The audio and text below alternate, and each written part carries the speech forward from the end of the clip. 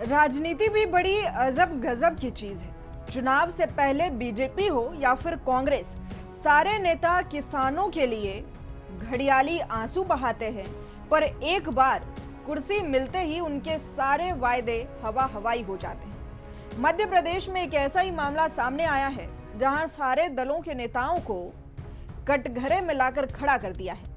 किसानों की सहायता के लिए बनाए गए 5 करोड़ 31 लाख रुपए के फंड में धरती पुत्रों को केवल 5,10,000 रुपए ही मिल सका, बाकी सब बाबू लोग खा गए। जब यूपीए की सरकार थी माननीय अध्यक्ष महोदय, तब केसीसी पर जो केसीसी और बाकी संस्थागत लोन मिलता था, वो लोन मिलता था केवल 7 लाख करोड़। आज वो लोन मिल रहा है 25 लाख करोड़ रुपया माननीय अध्यक्ष महोदय। नमस्कार, आप देख रहे हैं यंग भारत न्यूज और मैं हूं आपके साथ ज्योति यादव। ये जो बातें आपने सुनी, ये किसी और की नहीं बल्कि केंद्र में इस वक्त कृषि मंत्री के पद पर बैठे शिवराज सिंह चौहान की है। सदन में गिना रहे हैं कि उनकी सरकार ने किसानों के लिए कितना कुछ किया। किसानों के लिए करोड़ों रुपए का फंड दिया। 10 करोड़ किसान पीएम किसान योजना से लाभान्वित हो रहे हैं। फसल बीमा योजना के तहत 1 करोड़ 83 लाख का क्लेम किया जा चुका है और उनके खातों में भी डाला गया है। उर्वरकों पर लगभग 2 लाख करोड़ की सब्सिडी है। लेकिन शिवराज सिंह चौहान भूल गए कि जब मध्य प्रदेश में उनकी सरकार थी तो किसानों के करोड़ों रुपए सरकारी बाबुओं ने अपनी गाड़ी में तेल भरने के लिए उड़ा दिया। सही सुना आपने कि किसानों के पैसे से सरकारी बाबुओं ने गाड़ी में तेल डलवा लिया। एक रिपोर्ट कहती है कि किसानों की जरूरत के समय उनकी मदद के लिए बनाया गया एक कोष 5 साल तक सरकारी वाहनों के ईंधन और रखरखाव पर ही खर्च किया गया।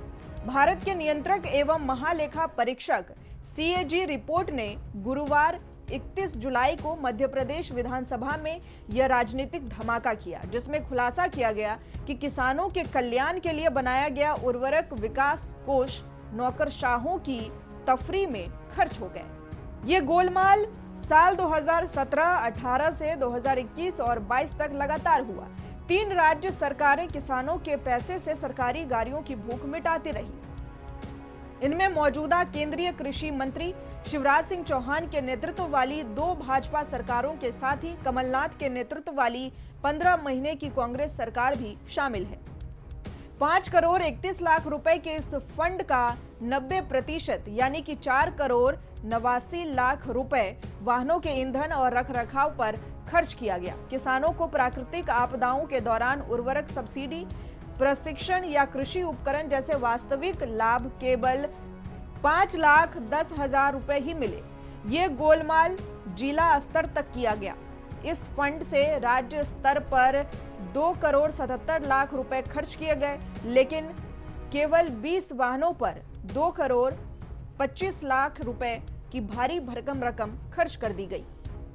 कैग का रिपोर्ट कहता है कि उर्वरक विकास कोष एफडीएफ का मूल्य उद्देश्य किसानों को सहायता प्रदान करना था।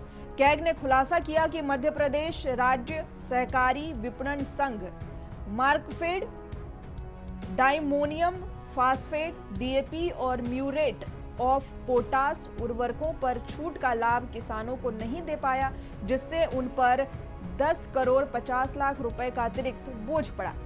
2021 और 22 में ऊंची दरों पर उर्वरक खरीदकर किसानों को सस्ते दामों पर बेचने से मार्कफेड को 4 करोड़ 38 लाख रुपए का नुकसान हुआ।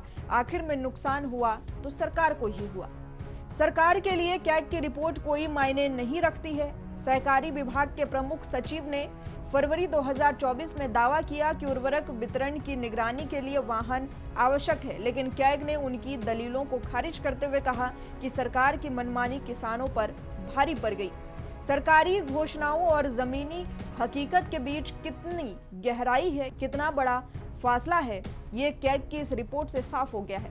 किसानों की मदद के नाम पर बनाया गया फंड नौकरशाही की ऐशगाह बन गया। रिपोर्ट कहती है कि नुकसान सरकार को हुआ, लेकिन असली चोट तो किसानों को पहुंची है। सवाल अब यही है कि क्या इस खुलासे के बाद कोई जवाबदेही तय होगी या फिर ये मामला भी बाकी घोटालों की तरह ठंडे बस्ते में चला जाएगा।